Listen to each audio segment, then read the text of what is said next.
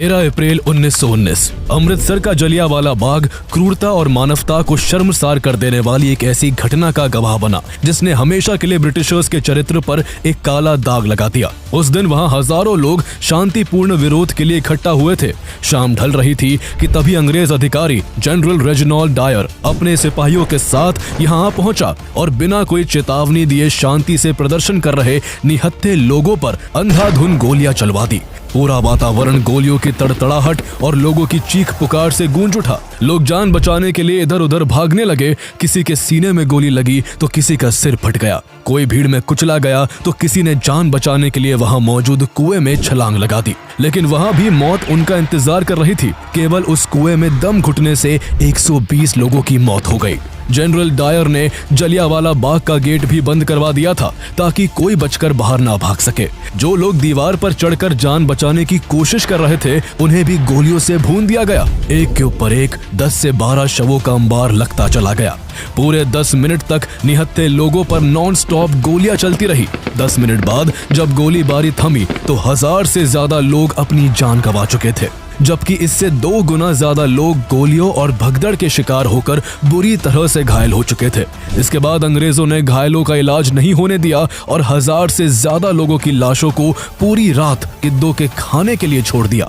ये वो दिन था जो हर भारतीय को सदियों के लिए एक गहरा जख्म दे गया। ये सिर्फ एक नरसंहार नहीं था बल्कि आजादी के संघर्ष में एक ऐसा जख्म था जो कभी नहीं भरा। इस मैसेकर ने पूरे भारत को झकझोर कर रख दिया। क्रांति की आग भड़क उठी। लोग अंग्रेजों की नौकरी छोड़ने लगे। कईयों ने अपने तमगे लौटा दिए। इसी बीच एक कम उम्र का ऐसा क्रांतिकारी भी था जो जलियांवाला बाग पहुंचता है। वहां की खून से सनी मिट्टी को अपनी मुट्ठी में लेकर इस कत्लेआम का बदला लेने की कसम खाता है।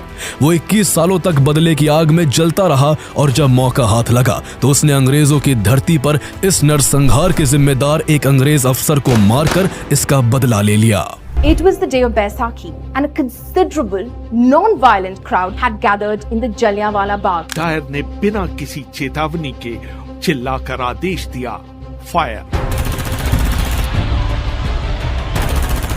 Colonel Reginald Dyer opened fire at innocent Indians in Jallianwala Bagh, Amritsar. It is a story of the brutal, cold-blooded murder of 500 to 600 people at the hands of the imperialist British Raj.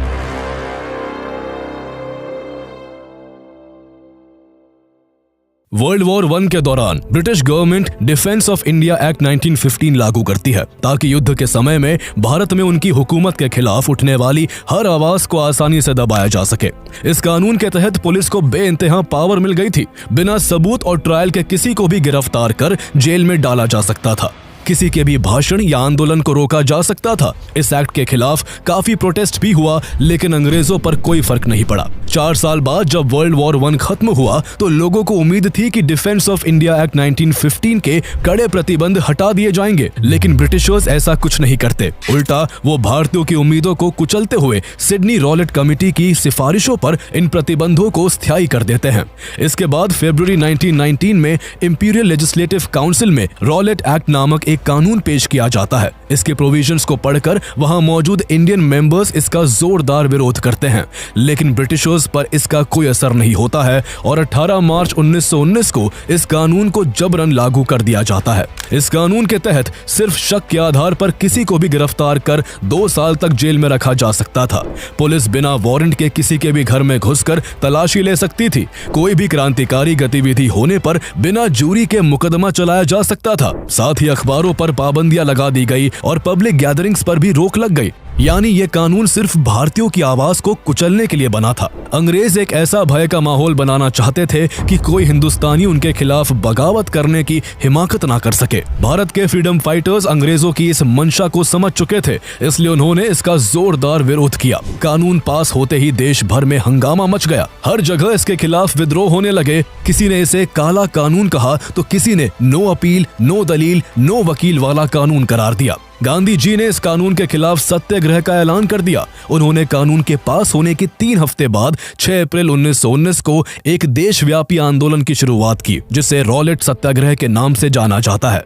इसमें उन्हें राजेंद्र प्रसाद, जेबी Kripalani, Vallabh Bhai Patel, Rajagopalachari, Jawaharlal Nehru, Hakim Ajmal Khan, doctor M A Ansari, Swami Shraddhanand और हसन इमान जैसे बड़े नेताओं का भी समर्थन मिला। बड़े बड़े नेताओं के सुर से सुर मिलाते हुए आम लोग भी इस आंदोलन का हिस्सा बन गए। देश भर में विरोध प्रदर्शन शुरू हो गए, हड़ताल होने लगी, दुकानें बंद हो गई, लोगों ने काम पर जाना बंद कर दिया। जगह जगह इस कानून के खिलाफ सभाएं आयोजित की जाने लगी। स्टूडेंट्स ने स्कूल और कॉलेजों का बहिष्कार कर दिया। इससे देश में लगभग बंद जैसी स्थिति उत्पन्न हो गई। अंग्रेजों को भारतीयों का यह विरोध बिल्कुल भी बर्दाश्त नहीं हो रहा था।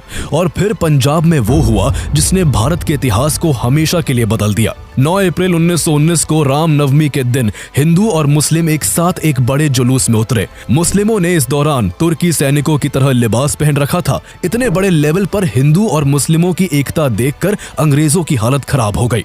पंजाब में कांग्रेस के 2 बड़े नेता डॉक्टर सैफुद्दीन किचलू और डॉक्टर सत्यपाल अंग्रेजों के खिलाफ इस प्रोटेस्ट को लीड कर रहे थे। इसलिए अगले ही दिन 10 अप्रैल 1919 को अंग्रेजों ने डॉक्टर सैफुद्दीन किचलू और डॉक्टर सत्यपाल को गिरफ्तार कर जेल में डाल दिया। इसी बीच गांधी जी ने भी पंजाब के हालात का जायजा लेने के लिए मुंबई से पंजाब आने का फैसला किया। इस खबर को सुनकर ब्रिटिशर्स ने उनके पंजाब में घुसने पर रोक लगा दी, लेकिन गांधी जी इस पाबंदी को नजरअंदाज करते हुए ट्रेन से पंजाब के लिए निकल पड़े। जैसे ही उनकी ट्रेन दिल्ली के पास पलवल रेलवे स्टेशन पहुंची, अंग्रेजों ने उन्हें अरेस्ट कर लिया। 2 दिन के भीतर 3 बड़े नेताओं की गिरफ्तारी के बाद पंजाब में विद्रोह और भी भड़क उठा। 10 अप्रैल को ही अपने नेताओं की रिहाई की मांग को लेकर करीब 50,000 लोगों ने सिविल लाइंस तक एक विशाल मार्च निकाला। इस दौरान प्रदर्शनकारियों की अंग्रेजी सैनिकों से मुठभेड़ भी हुई। सैनिकों ने भीड़ को कंट्रोल करने के लिए फायरिंग शुरू कर दी, जिससे गुस्से में आकर प्रोटेस्टर्स ने भी कई अंग्रेजों की जान ले ली और सरकारी संपत्ति को भी नुकसान पहुंचाया। गुस्साई भीड़ जब शहर वापस लौटी तो उसने रास्ते में एक अंग्रेज missionary teacher miss Marcela Sherwood को घेर लिया और उन पर हमला कर दिया। वो बुरी तरह घायल हो गई, लेकिन किसी तरह पास के कुछ लोकल लोगों ने उन्हें बचाकर सुरक्षित जगह पहुंचा दिया। ब्रिटिश सरकार लोगों के बढ़ते विद्रोह से आग बबूला हो गई। उसी दिन जालंधर में तैनात जनरल डायर को इन हिंसक घटनाओं को कंट्रोल करने के लिए तुरंत अमृतसर पहुंचने का आदेश दिया गया।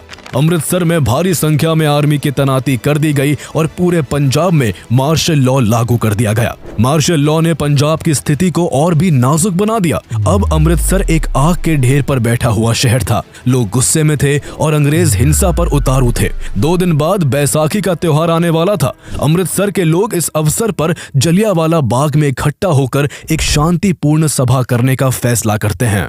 13 अप्रैल 1919 को बैसाखी के दिन अमृतसर के जलियांवाला बाग में अंग्रेजों की दमनकारी नीतियों और डॉक्टर सैफुद्दीन किचलू और डॉक्टर सत्यपाल की गिरफ्तारी के विरोध में एक सभा आयोजित की गई, जिसमें कुछ नेता भाषण देने वाले थे। शहर में कर्फ्यू लगा हुआ था, फिर भी वहां लोगों का आना जारी रहा और दोपहर तक उनकी संख्या लगभग 15,000 तक पहुंच गई। इसमें सैकड़ों लोग ऐसे भी थे जो बैसाखी के मौके पर अपने परिवार के साथ मेला देखने और शहर घूमने आए थे, लेकिन जब उन्हें शांतिपूर्ण सभा की खबर मिली तो वो भी जलियांवाला बाग पहुंच गए। जलियांवाला बाग अमृतसर में गोल्डन टेम्पल के बेहद करीब 6.5 एकड़ में फैला एक पब्लिक गार्डन है, जो चारों ओर से ऊंची ऊंची दीवारों से घिरा था। उस समय जलियांवाला बाग के अंदर जाने और बाहर निकलने के लिए सिर्फ एक नैरो रास्ता था। यहाँ एक कुआं भी था जिससे राहगीर अपनी प्यास बुझाते थे। कुएं के आसपास काफी लोग बैठे थे, लेकिन उन्हें ये नहीं पता था कि कुछ ही पलों में ये कुआं उनकी मौत की गवाही बनने वाला है। उस समय रॉलेट एक्ट के तहत पब्लिक गैदरिंग कानूनी जुर्म था और मार्शल लॉ के बाद अंग्रेज सरकार इसे सख्ती से लागू करवा रही थी। जैसे ही इतने लोगों की एक साथ इकट्ठा होने की खबर जनरल डायर तक पहुंची, वो गुस्से से तिलमिला उठा। उसकी आंखों में हिंदुस्तानियों के प्रति नफरत की आग सुलग उठी। वो तुरंत अपने 90 हथियारबंद सैनिकों के साथ जलियांवाला बाग की ओर कूच कर गया। कुछ देर बाद जब जलियांवाला बाग में लोग शांति से विरोध प्रदर्शन कर रहे थे, तभी अचानक उन्हें अपने ऊपर एक अजीब सी आवाज सुनाई दी। एक हवाई जहाज बाग के ऊपर नीची उड़ान भरते हुए चक्कर काट रहा था। डायर ने यह हवाई जहाज वहां मौजूद लोगों की संख्या जानने के लिए तैनात किया था, लेकिन जब तक लोग कुछ समझ पाते तब तक जनरल डायर भी अपने सिपाहियों के साथ वहां पहुंचा। यहां पहुंचने के साथ ही उसने एग्जिट गेट को बंद करवा दिया। जनरल डायर के इस आदेश से अब जलियांवाला बाग एक विशाल पिंजरे में तब्दील हो चुका था, जहां अब से कुछ देर बाद मौत का एक भयानक खेल खेला जाना था। जहां 40 सिपाही बाग के बाहर तैनात थे, तो वहीं अंदर 25 गोरखा और 25 बलूच सैनिकों में से आधों ने बैठकर और आधों ने खड़े होकर पोजीशन ले ली। इसके बाद डायर ने लोगों को चेतावनी देना भी जरूरी नहीं समझा और बिना एक सेकंड गवाए उसने अपने सिपाहियों को निहत्थे प्रदर्शनकारियों पर अंधाधुंध गोली चलाने का आदेश दे दिया। सिपाहियों ने बिना झिझक के उसके आदेश का पालन किया। पल भर में जलियांवाला बाग गोलियों की तड़तड़ाहट से गूंज उठा। अचानक हुए इस हमले ने लोगों को संभलने का मौका तक नहीं दिया। कुछ ही पलों में वहां चीख पुकार और हाहाकार मच गया। लोग जान बचाने के लिए इधर उधर भागने लगे, लेकिन चारों ओर ऊंची दीवारें थीं जिन पर अंग्रेजी दरिंदे तैनात थे, जिससे उन्हें भागने का कोई रास्ता नहीं मिला। चारों तरफ लोग मरकर और घायल होकर गिरने लगे। घुटने के बल बैठे हुए सैनिक चुन चुन कर निशाना लगा रहे थे। डायर ने हुक्म दिया कि वो अपनी बंदूकें रीलोड करे और उस तरफ फायरिंग करे जिधर सबसे ज्यादा भीड़ है। किसी की आंख में गोली लगी तो किसी की आंतड़ियां बाहर आ गई। लोग डर कर हर दिशा में भागने लगे, लेकिन उन्हें बाहर जाने का कोई रास्ता नहीं मिला। लोग संकरी गली के एंट्री गेट पर जमा होकर बाहर निकलने की कोशिश करने लगे, लेकिन डायर के सैनिक उन पर भी अंधाधुंध गोलियां चलाने लगे, जिससे वहां पर भी लाशें गिरने लगी और एक के ऊपर एक 10 से 12 शवों का अंबार लगता चला गया। वहां हवा में केवल लोगों के भागने की वजह से पैदा हुई धूल और उनके शरीर में लगी गोली की वजह से निकला खून था।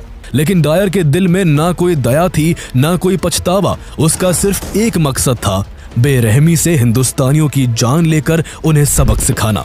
गोलियों की गड़गड़ाहट ने शांतिपूर्ण सभा को खून से भर दिया था। भयंकर अफरा तफरी मची हुई थी। गोलियों की बौछार से बचने के लिए जिसे जहां जगह मिली वो वहां छिपने की कोशिश कर रहा था। घबराए लोगों ने जान बचाने के लिए कुएं में भी छलांग लगाना शुरू कर दिया, लेकिन कुएं में कूदना भी उनके लिए मौत से बचने का रास्ता नहीं था। आखिर वो कब तक तैर पाते। दम घुटने से उनकी मौत होने लगी और जल्दी ही ये कुआं मौत का कुआं बन गया। देखते ही देखते कुआं 100 से भी ज्यादा लाशों से पट गया। लेकिन डायर की क्रूरता थमने का नाम नहीं ले रही थी। उसकी क्रूर आंखें खून से रंगे जलियांवाला बाग को देखती रही, मानो वह निर्दोष लोगों की लाशों का उत्सव मना रहा हो।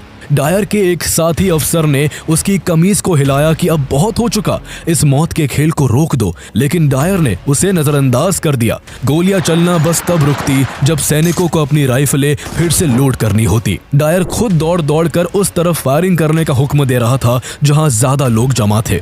लोग चाहे पीपल के तने के पीछे छिपने की कोशिश करते या दीवार को लांघ कर जान बचाने की कोशिश करते, बंदूकों की नालें डायर के हुक्म पर उनकी तरफ मुड़ जाती और फौरन गोली बंदूक से निकलकर उनकी जान ले लेती।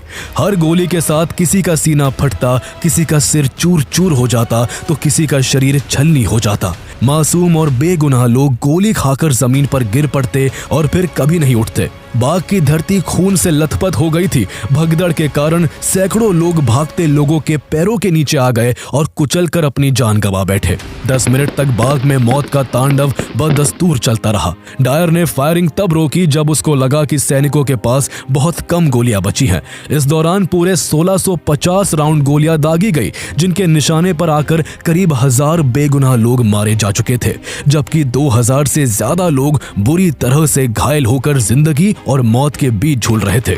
एक लोकल डॉक्टर का 13 साल का बेटा मदन मोहू अपने दोस्तों के साथ खेलने रोज जलियांवाला बाग जाया करता था। इस गोलीबारी में गोली उसकी खोपड़ी पर जाकर लगी और वो मासूम अपनी जिंदगी खो बैठा। ऐसे सैकड़ों बच्चे डायर की क्रूरता का शिकार हो गए थे। कितने बच्चे ऐसे थे जो केवल 5 या 6 महीने के थे, जिन्हें चलना भी नहीं आता था। वो मासूम भी अपने पिता, चाचा या दादा के साथ अपनी जिंदगी गंवा बैठे थे। जैसे ही फायरिंग रोकने का आदेश दिया गया, सैनिक उतनी ही तेजी से बाहर चले गए जिस तेजी से वो अंदर आए थे। डायर ने एक नजर उस खूनी मंजर पर डाली, जैसे वो अपने किए का जायजा ले रहा हो। फिर वो उछलकर अपनी गाड़ी में बैठा और रामबाग की ओर बढ़ गया। उसके सैनिक, जिनके हाथ अभी भी निर्दोषों के खून से सने थे, उसके पीछे पैदल तेजी से मार्च करते हुए चल पड़े। डायर शाम 6:30 बजे के आसपास अपने कैंप पहुंचा और उसने पूरे शहर की बिजली और पानी को कटवा दिया। पूरी रात जलियांवाला बाग में घायल लोगों को भी कोई डॉक्टरी सहायता नहीं दी गई, न ही लोगों को अपने मृतकों और घायलों को मैदान से बाहर ले जाने की इजाजत थी। शहर में पूरी तरह एक भयानक सन्नाटा छाया हुआ था। जलियांवाला बाग के घायल धीरे धीरे दम तोड़ रहे थे और पूरा शहर मौत के इस खेल का मूक गवाह बना हुआ था। रात 10 बजे डायर ने शहर का एक बार फिर दौरा किया, ये देखने के लिए कि लोगों के घर से बाहर ना निकलने के उसके आदेश का पालन हो रहा है या नहीं। आखिर इससे ज्यादा क्रूरता की बात और क्या हो सकती थी कि बाग में घायल लोग तड़प रहे थे, मर रहे थे, लेकिन उनके अपने भी उनकी मदद करने के लिए बाहर तक नहीं आ सकते थे।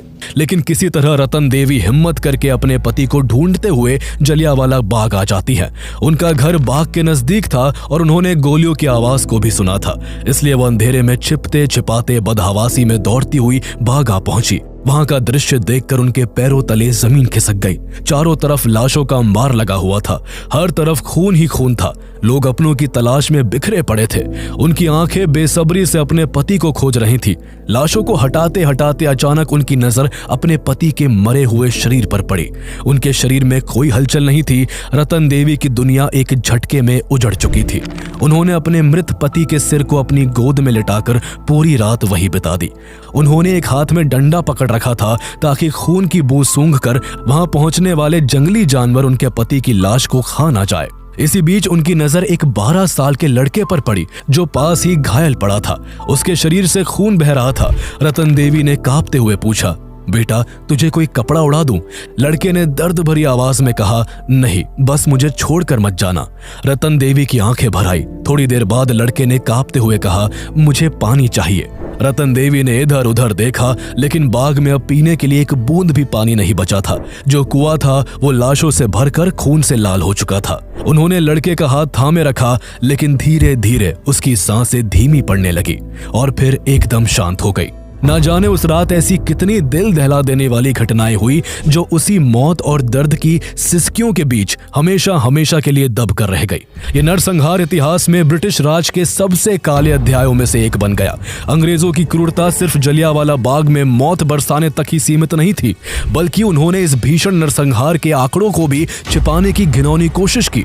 वो इतने निर्मम और बेशर्म थे कि उन्होंने मौत का असली हिसाब तक दबा दिया। पंजाब के उस समय के lieutenant governor Michael Francis O'Dwyer ने अपने सरकारी बयान में इस भयानक हत्याकांड में केवल 379 लोगों के मारे जाने और 1200 लोगों के घायल होने का दावा किया, लेकिन ये आंकड़ा हकीकत के आसपास भी नहीं था। अंग्रेजों ने इस मैसेकर की खबर को दबाने के लिए हर संभव कोशिश की। ब्रिटिश सरकार ने अखबारों पर सेंसरशिप लगा दी, टेलीग्राफ पर निगरानी बिठा दी और अमृतसर से बाहर किसी भी तरह की सूचना को लीक होने से रोकने की कोशिश की। लेकिन सच को कब तक रोका जा सकता था? धीरे धीरे ये खबर पूरे देश में फैलने लगी। लोगों का गुस्सा फूट पड़ा। इस नरसंहार ने भारतीयों के दिलों में खौफ नहीं बल्कि आजादी के लिए मर मिटने का जज्बा जगा दिया। जगह जगह विरोध प्रदर्शन शुरू हो गए। सड़कों पर हजारों लोग उतर आए। ब्रिटिश सरकार के खिलाफ नारे गूंजने लगे, लेकिन अंग्रेजों ने इन विरोधों को भी कुचलने में कोई कसर नहीं छोड़ी। इस नरसंहार की खबर जब देश से बाहर निकली तो फॉरेन मीडिया ने भी इसे खूब कवर किया, जिसने अंग्रेजों के घिनौने और अमानवीय चेहरे को पूरी दुनिया के सामने लाकर रख दिया। ब्रिटिश सरकार जो खुद को सभ्यता और न्याय का रक्षक बताती थी, अचानक दुनिया के सामने कटघरे में खड़ी हो गई। ब्रिटेन में भी इसकी निंदा होने लगी। चर्चिल और H.H. एस्क्विथ ने भी इस मैसेकर को ब्रिटिश पार्लियामेंट में क्रिटिसाइज किया। चर्चिल ने इसे अनटरेबली मॉन्स्टरस कहा, जबकि एस्क्विथ ने इसे इतिहास का worst and most dreadful outrage कहा। चारों तरफ हो रही आलोचना के बावजूद पंजाब के लेफ्टिनेंट गवर्नर माइकल ओडॉयर ने जनरल डायर की खुलकर तारीफ की और उसके इस काम को सही करार दिया। ब्रिटिश अधिकारियों का रवैया देखकर यह साफ था कि उन्हें इस नरसंहार का कोई पछतावा नहीं था, बल्कि वो इसके बाद भी अपने गुरूर में चूर थे। इस नरसंहार के विरोध में जब लोगों ने अपनी दुकानें बंद कर रखी थी, तब लाहौर के कमिश्नर और जनरल डायर ने लोकल लोगों को यह कहकर धमकाया कि अगर उन्होंने अपनी दुकानें नहीं खोली तो उन्हें भी गोली मार दी जाएगी। लेकिन ऐसी धमकियों के बावजूद इस मैसेकर के 2 दिन बाद 15 अप्रैल 1919 को पंजाब के गुजरनवाला में इस नरसंहार के खिलाफ एक बड़ा प्रोटेस्ट हुआ। देखते ही देखते ये विरोध इतना बढ़ गया कि इसे रोकने के लिए ब्रिटिश गवर्नमेंट को अपने एयरक्राफ्ट तक का इस्तेमाल करना पड़ा। पुलिस और प्रोटेस्टर्स के इस मुठभेड़ में एक बार फिर से 12 बेगुनाह लोग मारे गए, जबकि 27 लोग बुरी तरह से घायल हो गए। लेकिन ब्रिटिश सरकार की क्रूरता यही नहीं रुकी। अंग्रेजों ने उसी दिन एक बार फिर से पंजाब के 5 डिस्ट्रिक्ट्स लाहौर, अमृतसर, गुजरनवाला, गुजरात और लैलपुर में मार्शल लॉ लगा दिया। हालात इतने खराब हो गए कि वायसरॉय को तत्काल मुकदमा चलाने का अधिकार दिया गया, यानी किसी को भी बिना सुनवाई के सजा दी जा सकती थी। इसके बाद ब्रिटिश अथॉरिटीज ने जनरल डायर के समर्थन में इंसानियत की सारी सीमाएं लांघ दी। हाउस ऑफ लॉर्ड्स ने डायर को प्रेस करते हुए उसे एक इंस्क्राइब तलवार भेंट की और उसे सेवियर ऑफ द पंजाब की संज्ञा दी। इतना ही नहीं, डायर के समर्थन में बेनिफिट फंड की शुरुआत की गई, जिसमें 26,000 पाउंड से ज्यादा की रकम इकट्ठा की गई। हैरानी की बात यह थी कि जंगल बुक के लेखक रुडयार्ड किपलिंग ने भी इसमें 10 पाउंड का योगदान दिया। लेकिन इस बीच भारतीयों का विद्रोह भी जारी था। ये विरोध सिर्फ प्रदर्शन तक सीमित नहीं था, बल्कि उन सम्मान और उपाधियों को भी ठुकरा दिया गया जो अंग्रेजों ने उन्हें दिए थे। नोबेल पुरस्कार विजेता रविंद्रनाथ टैगोर ने अंग्रेजों से मिली अपनी नाइटहुड की उपाधि लौटा दी, जबकि गांधी जी ने इस घटना के विरोध में अंग्रेजों से मिली केसर-ए-हिंद की उपाधि को त्याग दिया। रविंद्रनाथ टैगोर ने तो उपाधि त्यागने के साथ साथ इसके विरोध में वायसरॉय को एक कड़ा पत्र भी लिखा, लेकिन ब्रिटिशर्स ने इसे किसी भी अखबार में छपने नहीं दिया। विरोध में सर शंकरन नायर, जो ब्रिटिश वाइसरॉय की एग्जीक्यूटिव काउंसिल के एकमात्र भारतीय सदस्य थे, उन्होंने भी अपने पद से इस्तीफा दे दिया। इसके अलावा अंग्रेजी हुकूमत के अंडर काम करने वाले और भी कई छोटे बड़े अधिकारियों ने अपनी नौकरी से रिजाइन कर दिया। मोतीलाल नेहरू समेत देश के सब बड़े नेताओं ने जलियांवाला बाग मैसेकर के लिए ब्रिटिश गवर्नमेंट को जमकर घेरना शुरू कर दिया। इस तरह देश और दुनिया में हो रहे भारी विरोध के बाद आखिरकार ब्रिटिश सरकार को कदम उठाने पड़े। 14 अक्टूबर 1919 को इस मैसेकर की जांच के लिए डिसऑर्डर्स इंक्वायरी कमेटी का गठन हुआ। इस कमीशन की अध्यक्षता लॉर्ड विलियम हंटर ने की थी, इसलिए इसे हंटर कमीशन के नाम से भी जाना गया। इस कमीशन में करीब 20 मेंबर्स थे, जिनमें कुछ भारतीय भी शामिल थे। हफ्तों तक गवाहों के बयान दर्ज किए गए। फिर 19 नवंबर 1919 को जनरल डायर हंटर कमीशन के सामने पेश हुआ। इतना कुछ हो जाने के बावजूद उसे जरा सा भी पछतावा नहीं था और वह अपने घिनौने काम को सही ठहराता रहा। लेकिन हंटर कमीशन ने उसे दोषी मानते हुए अपनी रिपोर्ट में उसे बेनकाब कर दिया। कमीशन ने अपनी रिपोर्ट में कहा कि डायर ने अपनी पावर का मिसयूज किया था। उस दिन भारतीय लोग ब्रिटिश रूल को ओवरथ्रो करने के लिए कोई षड्यंत्र नहीं रच रहे थे, बल्कि वो शांतिपूर्वक प्रदर्शन कर रहे थे। वहां मौजूद लोग निर्दोष थे और इस नरसंहार ने भारत में ब्रिटिश रूल की छवि को गहरा धक्का पहुंचाया है। कमीशन ने डायर को उसके पद से हटा दिया, लेकिन 1000 से ज्यादा लोगों की जान लेने के लिए उस पर कोई सीरियस पेनल्टीज नहीं लगाई। ब्रिटिश सरकार ने भले ही उसे बचा लिया, लेकिन कुदरत ने उसे नहीं छोड़ा। जलियांवाला बाग मैसेकर के ठीक 8 साल बाद 23 जुलाई 1927 को जनरल डायर की ब्रेन हेमरेज की वजह से मौत हो गई। इस बीच एक ऐसा ब्रिटिश ऑफिसर भी था जिसे इस मैसेकर का असली मास्टरमाइंड माना जाता है, और हैरानी की बात यह थी कि उसे इसके लिए उसके पद से भी नहीं हटाया गया। यह अफसर कोई और नहीं बल्कि उस वक्त पंजाब का लेफ्टिनेंट गवर्नर माइकल ओडॉयर था, जिसने कदम कदम पर इस हत्याकांड को उचित ठहराया था। उसकी नजर में भारत के लोग कीड़े मकोड़े के समान थे। उसका हमेशा से मानना था कि भारतीय लोगों में नस्लीय कमी है और वो कभी खुद शासन नहीं कर सकते। वो बहुत ही आसानी से इस हत्याकांड को उकसाने और सही ठहराने के बाद भी बचता जा रहा था। इसलिए 4 सितंबर 1920 को लाला लाजपत राय ने माइकल ओडॉयर के खिलाफ ब्रिटिश सरकार को एक 12 पॉइंट चार्जशीट सौंपी, जिसमें माइकल ओडॉयर को जलियांवाला बाग मैसेकर का असली खलनायक बताया गया। लेकिन ब्रिटिश सरकार ने इसे नजरअंदाज कर दिया। 2 साल बाद 1922 में शंकरन नायर ने अपनी बुक गांधी एंड एनार्की में लिखा कि जलियांवाला बाग जैसी क्रूर घटनाओं के पीछे माइकल ओडॉयर का भी हाथ था। इस सच्चाई से बौखलाकर माइकल ओडॉयर ने शंकरन नायर पर डेफेमेशन का केस कर दिया और कोर्ट ने नायर को 500 पाउंड का हर्जाना भरने का आदेश दे दिया। इस तरह माइकल ओडॉयर को कभी भी उसके अपराधों के लिए आधिकारिक रूप से दोषी नहीं ठहराया गया। ब्रिटिश सरकार उसे बचाने की पूरी कोशिश करती रही और वो आराम से अपनी नौकरी पूरी करके इंग्लैंड लौट गया। इंग्लैंड पहुंचने के बाद भी वो वहां पब्लिक मीटिंग्स में जलियांवाला बाग मैसेकर को सही ठहराता रहा। ऐसे में भारत के कुछ ऐसे भी वीर सपूत थे जिन्होंने ठान लिया था कि भले ही अंग्रेज जलियांवाला बाग हत्याकांड के दोषियों को कोई सजा ना दे, पर वो खुद उनकी हत्या करके इसका बदला लेंगे। इनमें से एक थे शहीद-ए-आजम भगत सिंह, जिनकी वीरता की कहानियां पूरे भारत में प्रचलित है।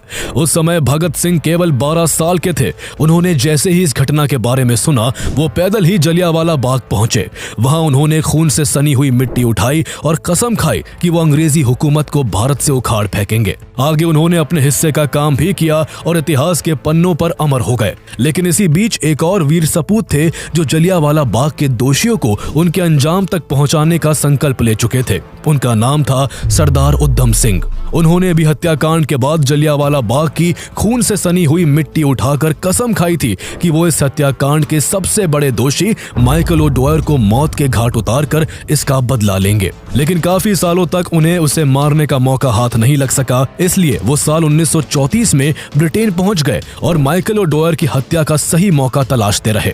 उनकी तलाश जलियांवाला बाग मैसेकर के 21 साल बाद 1940 में जाकर पूरी हुई। 13 मार्च 1940 को लंदन के कैक्सटन हॉल में, जहां माइकल ओडवायर चीफ गेस्ट बनकर आया था, वहां अंग्रेजों की भारी भीड़ के बीच सरदार उधम सिंह ने माइकल ओडवायर को गोली मारकर जलियांवाला बाग में शहीद हुए लोगों की जान का बदला ले लिया। जलियांवाला बाग मैसेकर ने भारत की आजादी की लड़ाई को एक महत्वपूर्ण मोड़ पर लाकर खड़ा कर दिया था। इस क्रांति की चिंगारी ने हर भारतीय के दिल में ऐसा जोश भर दिया कि आखिरकार 1947 में उन्होंने अंग्रेजों को देश छोड़ने पर मजबूर कर दिया। आजादी के बाद 1951 में जलियांवाला बाग में भारत सरकार द्वारा इस हत्याकांड में जान गंवाने वाले लोगों की याद में एक स्मारक स्थापित किया गया। ये स्मारक संघर्ष और बलिदान का प्रतीक है, जो हमें याद दिलाता है कि आजादी हमें यूं ही नहीं मिली। इसके पीछे ना जाने कितने उधम सिंह, भगत सिंह और लाखों भारतीयों का बलिदान छिपा है।